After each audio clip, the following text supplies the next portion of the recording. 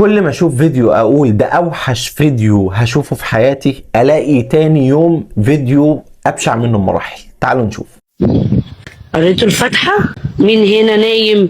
بابا الله ايه؟ يلا ادعوا له بقى، قولوا ربنا يكحمك يا بابا. والله يكرمك يا بابا. خلاص محدش بقى يسألني على بابا، ها؟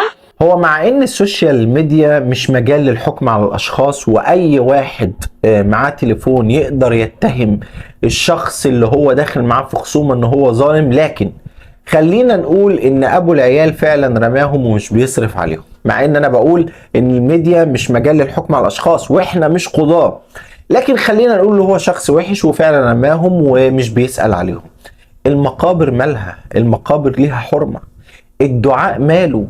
الدعاء له حرمة. نفسية ولادك مالهم؟ ما تخرجي ولادك بره الموضوع.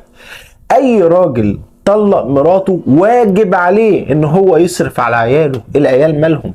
اي ست خلعت جوزها او طلقها واجب عليها ان هي توري له عياله في اي وقت كان.